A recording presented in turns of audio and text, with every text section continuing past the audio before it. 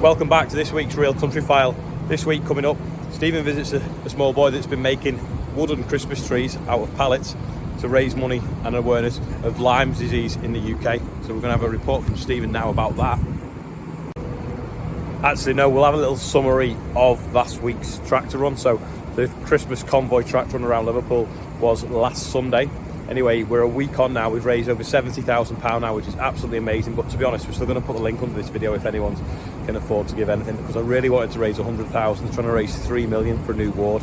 Anyway, we had 110 tractors. The BBC covered it perfectly. So if you want to check out any of the footage from that, you can see it on my channel, Tom Pemberton's channel, Joe Seals' channel, everyone, even Andrew Ward, he's put a video out about it, and Charlotte Ashley Farms as well. So it's really good. Some of the footage is amazing, and it was a great night. It took a lot of organising this year though, but anyway, it was worth it when we're up to over 70,000 anyway. We've got a report as well, from Bates' farm shop as well, so we're going to see that in a little bit later. But anyway, first, over to Stephen. Come along this week to a farm on the border between Lancashire and Yorkshire. You might remember Dan from earlier video in the series. Dan, we're here to see someone rather special, aren't we? Yeah, we're here at the Mellings farm to see Henry Melling, who's doing his bit for raising awareness for Lyme disease, which I've been suffering from, and he's seen what it puts you through and through the paces and motions, and it's a badly known about disease, and he's doing his bit for everyone and myself to raise awareness and prevent folk ending up and suffering like myself. So he's doing a cracking job, and for his age, he's a credit. So Henry, we've just heard from Dan that you are raising the awareness of Lyme disease. Tell us how you're doing that. So I make my Christmas trees with help from my cousin Darren, who cuts them out with his chainsaw, and then me and my friend Spencer, we sand them down, and then we sell them on Facebook, and 20% of each tree goes to Lyme Disease UK, which Dan has got. Is this Spencer? Hey, yeah. Spencer, you all right? Are you enjoying working and doing a bit as well? Yeah. Good man, good man. So you're here on the farm. I believe you do a bit of milking as well, do you, out and about? Yeah. Well, my dad's friends, a couple of their friends, I helped one farm from a couple of years ago, and now I've just started at another, so it's all good fun.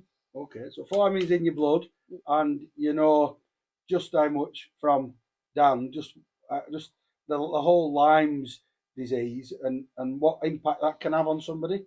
Yeah, it can be really terrible. Really, it can be life threatening. So you've come up with this idea, and you're making these trees, and 20% is going to Lyme disease. What gave you the idea in the first place to make them? Well, one of my next door neighbours, he made a really big one, so my dad always had spare ones from his feed that he gets for sheep and stuff. So me, my mum and dad came up with the idea of making these and selling them, and then I started by giving one to my grandma and granddad's and my mum and their friends, and then just built from there. And we're here in the workshop on the family farm. And, you know, last couple of years, I believe you did it for the hospice, and you sold quite a few. How many have you sold this year? I've sold about 124, I think. Right, okay. And I've come here to pick up mine because I put an order on online, because that's how you do it, isn't it? Through Facebook? Yeah, through Facebook. And what's the page if people want to look? Henry's Eco Trees.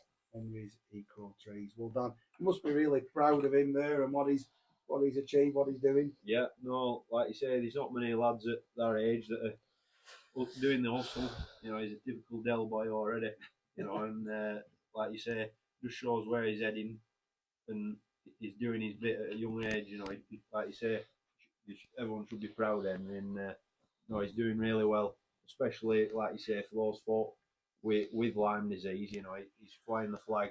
It's a flag that's not often, you know, it isn't looked at enough, and like you say, him, myself, and everyone around us, we're just trying to, who've met into this Lyme job, we're all just trying to get it out there, the word, and I think Henry's excelled himself tenfold with his mate Spencer. Yeah, you've done a cracking job. So how old are you, mate? I'm 12. You're 12, so you're both 12. Yeah. Right, so both at secondary school.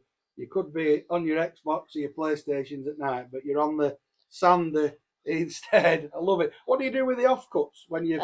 So on the offcuts, I make hurdles, which you like pen sheet with at lambing time and stuff, and I make them and sell them to my dad. So they're your dad's pallets to start with. Yeah. Then you cut them up and then you sell them back to your dad. Yeah. I think Darren had it right when he said Del Boy. That is absolutely fantastic. So 130 probably this year. Are you hoping for even more next year? Yeah, just try and raise as much awareness as we can, really. Jobs are good. Well, listen, thank you very much indeed for your time and good luck, mate. Good luck indeed. Thank you. Henry's got through that much sandpaper this year. He's also looking for a sponsor. So if you look up Henry's Eco Trees on Facebook, if you'd like to sponsor his sandpaper, tremendous effort. Don't forget to hit like and subscribe to watch The Real Country File and get notifications every Sunday.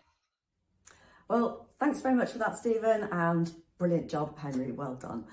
Now, if you were watching The Real Country File last week, you would have seen Fiona Wilshaw show us how she dresses the turkeys after they've been plucked. So this week, there's been a flurry of activity in her farmyard where members of the public have been to collect their veg boxes and fresh turkeys for their Christmas dinner. So let's see a little bit of a peek behind the scenes there now. Hello again. So it's been a busy few days in the run up to Christmas at Bates Farm, and as sisters we've been organising the vegetable box side of the business for 11 years. So this is us collecting some potatoes from one of our local suppliers, and we then have to make the boxes on the 22nd before everyone collects them. So in the boxes we've got potatoes, carrots, parsnips, some onions and a stick of sprouts. Last year we introduced some new branded boxes which look amazing with our logo on the front. So here they are in all their glory, all ready to go. So our customers then come and collect their turkey and Christmas veg through our drive-through system, which we developed to maintain social distancing in the pandemic, but just find it a little bit more efficient, so we've kept it. And we've since added in some refreshments, so come and offer hot drinks and baps, turkey, bacon, sausage, whilst our customers wait in the queue. But that's all from me, and all that's left to say is... From everyone at Bates Farm, Merry Christmas! Woo! Well, thanks to everyone at Bates Farm who put that video together for us.